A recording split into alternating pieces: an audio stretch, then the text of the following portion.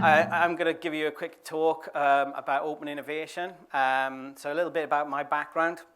So I've spent the last 20 years in technology, from developing the first travel e-commerce booking sites for a brand back in the day called Unpoly, no longer exists, so show my age, and then Thompson, and then moving into working with high street stalwarts of M&S and Argos, developing the first M&S iPhone app and Argos doing voice, and then Lloyds Bank and now currently Barclays. So, you know, this covers a broad range because I cover the retail bank and it covers a broad range of businesses. So I cover everything from mortgages to current accounts, unsecured lending, business banking. And then we work as coverage officers in innovation to act as the conduit between the business units and the startup community, and trying to bring those together to identify solutions to the problems that our businesses are facing. But I'll go more into that detail.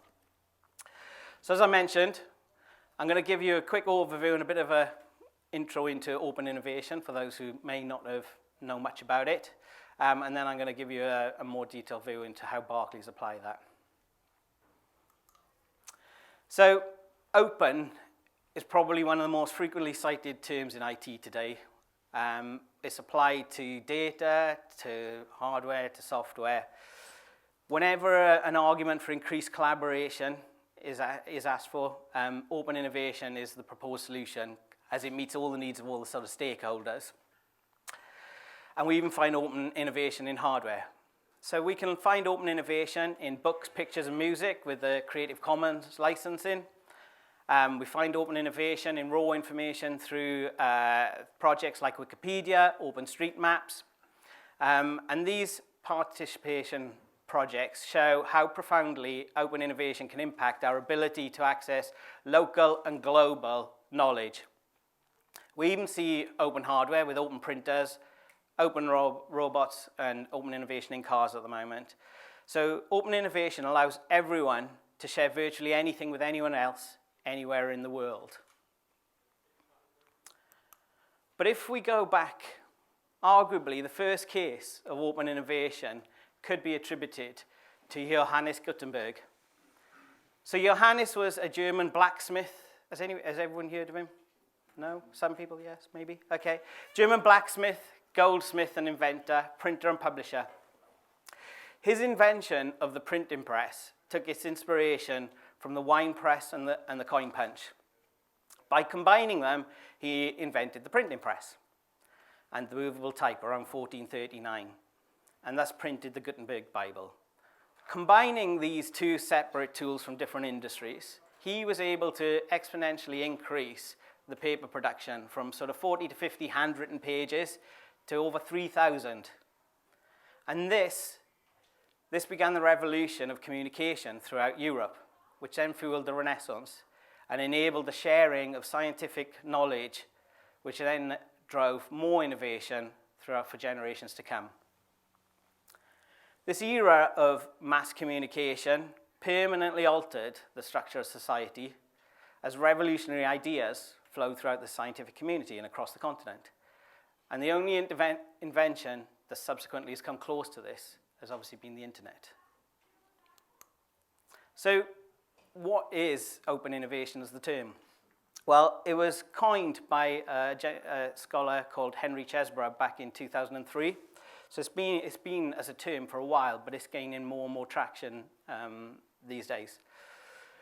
And it's built on the principle that valuable knowledge and innovation exists outside your organization. The challenge is how to find it and integrate it for your organization's benefit.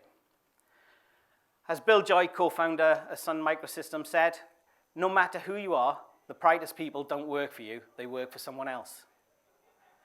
He went on to argue that it's better to create an ecology that gets all of the world's smartest people toiling in your garden for your goals, and that if you rely solely on your employees, you'll never solve all your customer needs. The idea that we can operate within a walled garden, doing everything ourselves, is no longer true. And open innovation implies a network of collaboration. And it's based on the underlying understanding that no company can employ all of the minds that can potentially contribute to solving problems. And indeed, no single entity can bring more than a fraction of the potential minds to bear on those solutions. So open innovation is a model of engaging with different groups and different individuals to create the most innovative solution possible. And those groups, they can be universities, they can be your customers, they can be partners, suppliers. There's a multitude, so it's wherever you need to look for those inspirations to identify new opportunities. So with the challenge of modern business, large organizations can become bogged down in running to stand still. Just keeping up with the regulations and trying to replace legacy technology. Large organizations struggle to generate ideas.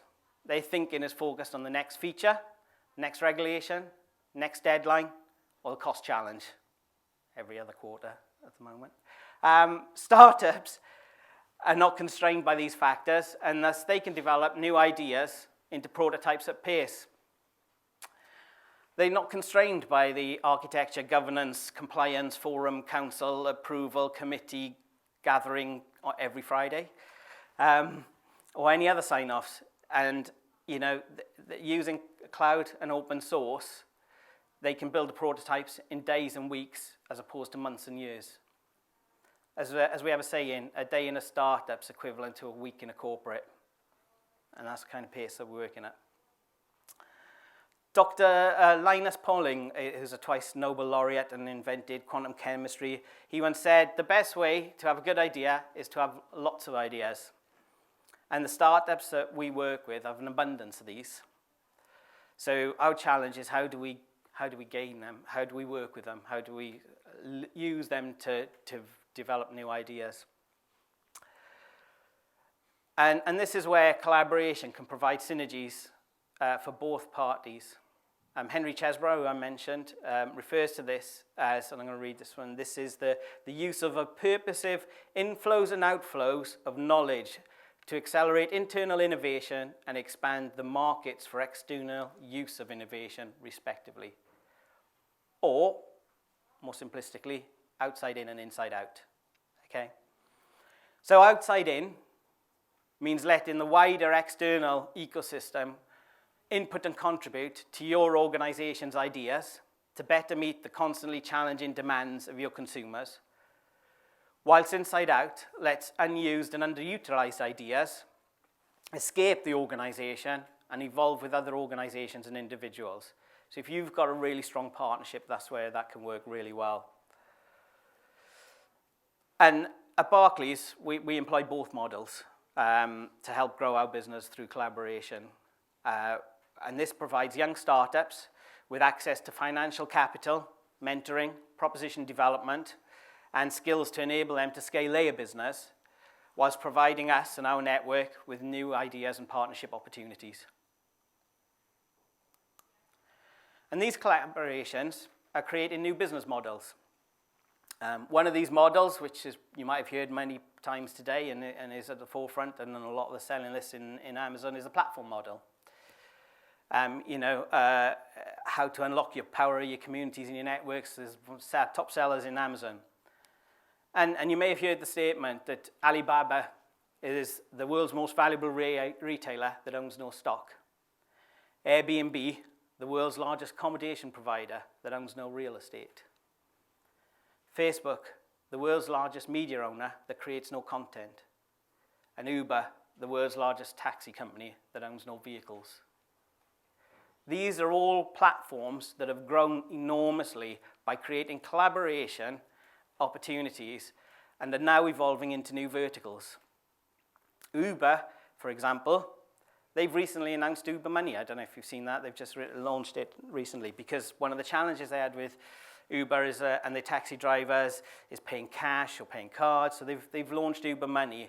So this allows their drivers now to get real-time payments straight into their account after the journey's been kept, and couriers to get real-time access after every trip through the Uber debit account. But they also collaborate with us on Barclays credit card. So that's how these things brush in. So all of this creates a level of what you could refer to as co-competition. Okay?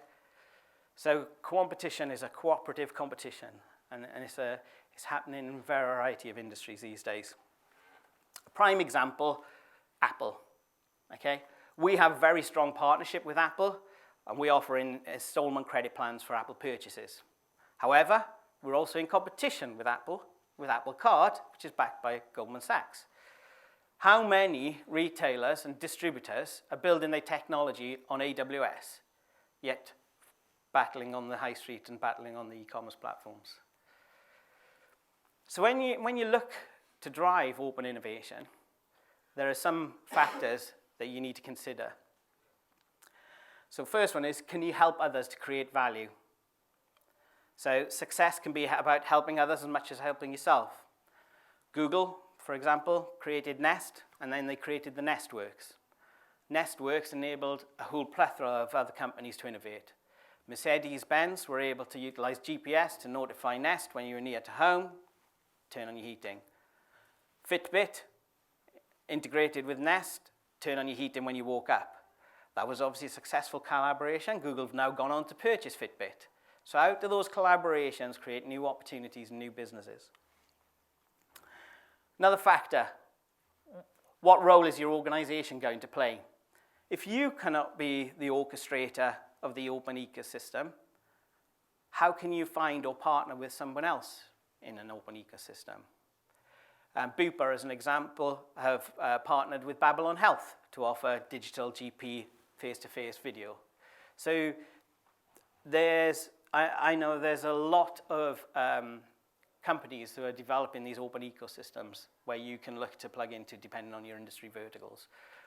So keep an eye out for those at the moment. The third one, what requirements will there be? When it comes to the terms, you need to consider the access, whether it's open, managed, or closed. Okay? So open systems like Uber or Google Play have very low barriers to entry. If you look at Google Play, they went for volume, creating a number of developers. You look at Apple, they restricted and had strict terms and strict criteria that you needed to fill to get into the Apple Store, therefore maintaining a quality level standard they wanted to. Or you look at VW's connected cars, which has an entirely closed ecosystem, obviously maybe for very understandable reasons with autonomous vehicles. So you need to consider those options in what you're trying to build and where you try to manage those engagements with those parties. So business journals are increasingly filled with businesses that have failed to adapt. From blockbusters, who failed to purchase Netflix for $50 million, to Yahoo, who failed to purchase Facebook or Google when they had the chance. Okay? So there's lots of these challenges out there that if you don't adapt and you don't consider pivoting, somebody else will do it for you. And maybe one of the more significant pivots in recent times is Twitter, who started out as a podcast business and noticing that Apple's and iTunes are going into the podcast business and were going to channel their business model, gave all their employees 2 weeks to come up with a new idea. And in those 2 weeks, they came up with this microsite blogging idea. And the rest is history, as you say. So I think being able to adapt is key as well. So coming on to financial services, we face a growing tide of disruption. So I'm going to focus now on my area. To most of our business models. Back in 2015, the World Economic Forum issued a report which identified 11 clusters of innovation. These are covering payments, market provisioning, investment, insurance, capital raising, and deposits and lending. They determined that incumbent institutions will need to employ parallel strategies, aggressively competing with new entrants, whilst also leveraging legacy assets to provide the same new entrants with the infrastructure and access to services. And this was in 2015. They also said that collaborating between regulators, incumbents, and new entrants will be required to understand how the new innovations will alter the risk profile of the industry, both positively and negatively. And they also finally said that, this is not a one-time event. There will be a continuous pressure to innovate, and that the shape of the customer behaviors, business, and long-term structure of financial services is going to continuously change. If you think the pace of change in 2019 has been fast, I think years from now they'll see 2019 as one of the slowest paces of change we've seen in this industry. I think we do hear a lot of talk about AI, ML, cloud, everyone's doing from it, but nobody's really doing it at pace at the moment. Everybody's working towards getting there. You see in some little areas of growth, that's going to accelerate over time as those models evolve. As they start to really be tested, that will expedite growth and innovation will increase faster. So I'm going to look at one area of those clusters, which is alternative lending. So alternative lending is quite a hot area at the moment. In 2013, fintechs issued 5% of the US personal loans, whilst banks provided 28% and credit unions accounted for 21%. Okay. Roll forward to 2018 and fintechs are issuing 38%, banks 28%, and credit unions 21%. Just in this sector alone, there are over 504 startups, all with different approaches, different niches that they're looking at. And at Barclays, we recognize that this pace of change is increasing, and thus being able to collaborate and adapt to these business models is what we need to do to be able to support and compete. So the bottom line is collaboration, not fight. We're in a race to digitize all of our channels, but we also have a bank to run. Thus, we need to partner with trusted companies whose values align with ours. And that is actually a key statement. The values align with ours. Because if your values don't align with your partners, then you're not going to work well together.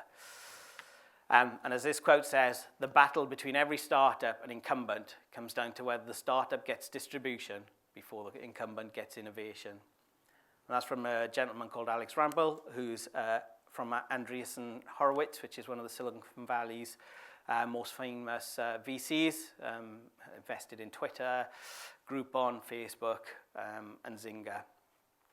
So how does a 283-year-old bank adapt to ensure it's relevant and has a long future ahead? Well, this is a little bit of background of we've established what's called a GTIO, so a little bit of insight into our structure. And also, there's never enough acronyms in the bank. So GTIO stands for the Group Technology and Innovation Office, combining the CTO, the GIO, and the R&D, so that we've got them all covered. So with those teams that sit into the GTIO, we have the CTO, which have the immediate horizon, so looking after our enterprise estate, managing divestment, looking at how we can manage that better and effectively. We have GIO, which is the area I sit in, which is looking at the 2 to 5 year new propositions, new startups, where's technology going in the short term. And then we have the applied R&D team, which are looking 4 or 5 years out, what's the future direction of the technology, quantum computing, and distributed ledger technologies that are not quite yet mature enough for us to use. And we drive the inside-out model, with working with our startups, which I'll come on to, and developing an innovation mindset within our business. So how do we develop an innovation mindset? Working on entrepreneurship, working on design-led thinking, helping the business to think from a customer's angle, challenging them. We also refer to it as poking the bear. Sometimes the bear bites back. Sometimes we get away with it and help them move forward. So, and then from an outside in, we're constantly mentoring and meeting with startups and fintechs, understanding their business models, understand their propositions, trying to work to collaborate and find opportunities, and bring them to drive proof of concepts. So proof of concepts help us to learn from each other on propositions and learn how we can integrate with them in the future. We also have Rise platform, which I'm going to talk about, and Eagle Labs. So if you're familiar with Eagle Labs, we have 26 of them around the country at the moment. Eagle Labs are community-based startups, sort of co-working spaces. We have them focused, some of them are focused on specific technology verticals like law tech or agri-tech. And they're in a number of university towns or other towns around the country. So we have one in Southampton, Glasgow, and our Eagle Labs platform works with those early startups in those communities, helping them to evolve their propositions and work very closely with them. So, and I'm going to focus on Rise at the moment because Rise is the fintech and that's where I'm closest to. So Rise was created by Barclays about 5 years ago, and we have 4 physical locations: London, New York, Tel Aviv, and Mumbai. And we have each Rise site offers co-location office space for startups in varying size, depending on the startup needs. In London, we've got about 60 companies, from single-man startups to companies of 60 plus. Last month, we opened our expanded office in New York, which is our largest site, and has 5 full floors offering 66,000 square feet, capable of offering space to about 200 businesses. So we see this as a key collaboration for us. Our Rise companies raise about 50 million each year. Last year, we had 90,000 visits, and we have about 150 plus Rise members and 7,500 virtual members. So, just before I go on to that. Right. So I'm just going to show you a short promotional video which talks to what Rise is for Barclays, what it brings to the bank, what it brings to the startups, and what it brings to our clients and customers.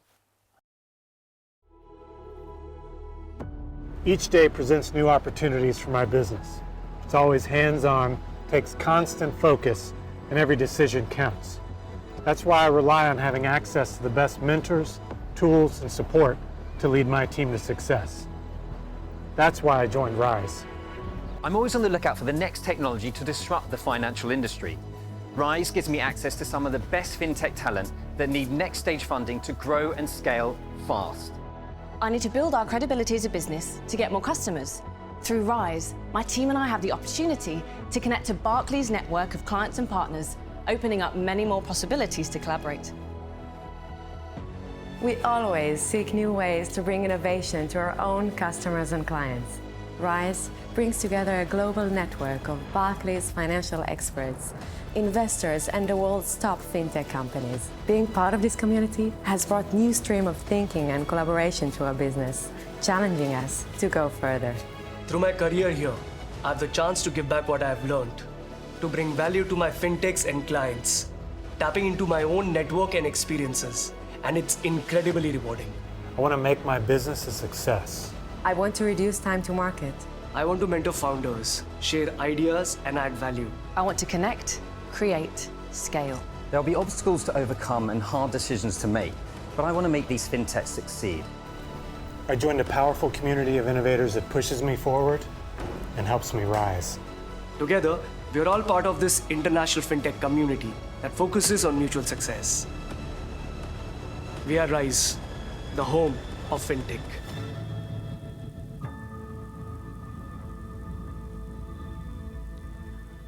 Okay.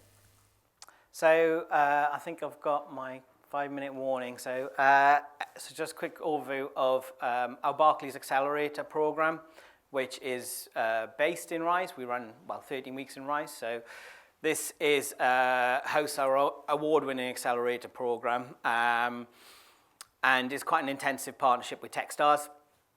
This month we're in the process of selecting 10 startups for our 2020 cohort from an application of 600.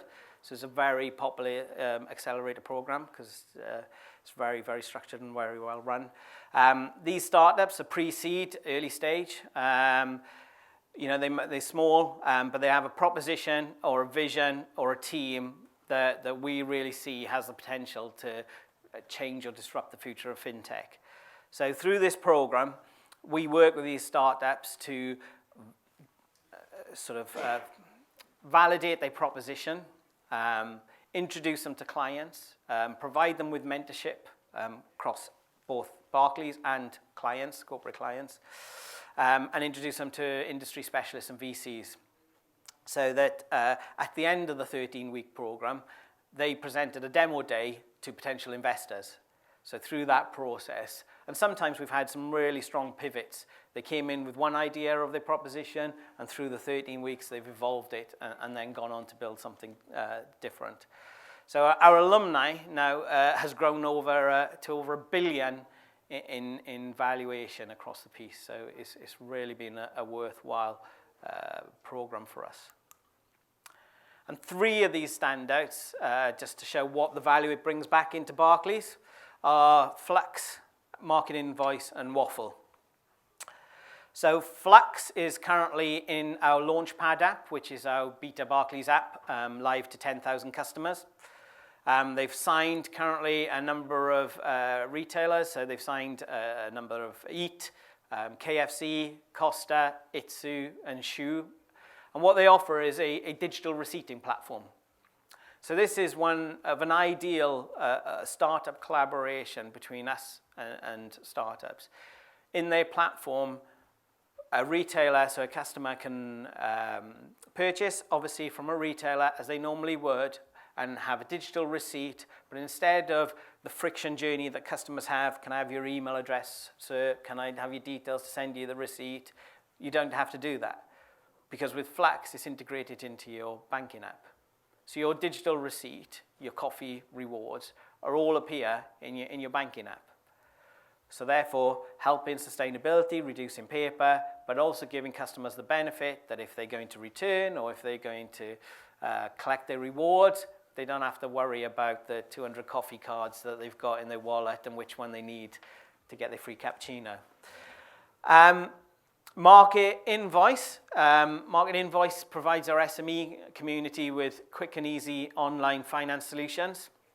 So if they have outstanding invoices, Market Invoice will provide cash to enable them to release that cash flow on that invoice and helps manage that. So that's a great offering to our SME community and enables. And also, Market Invoice have gone on to raise 56 million in their Series B investment, and we were one of those investors alongside Santander as well. So another example of competition in action earlier this year. And then finally, Waffle, which is a bespoke insurance platform that tailors the policies to the customer's needs. So if you look at Waffle, it's focused on the US market at the moment, but it was one of the first to receive investment from our Rise Growth Investment Fund and offer a really bespoke, I want to insure my cat plus my car, but not my house or so you tailor the insurance to your needs and offers you one package to cover that. There are others, that you can check them out on the Think Rise website. So finally, thanks for bearing with me for the last half hour of the day. I hope you found it useful. If you want to read more and if you're interested in fintechs, you can find us on the social channels there. Rise also regularly hosts open banking and other events, so please sign up and then you can come down to the events in Shoreditch if you're interested in any of those.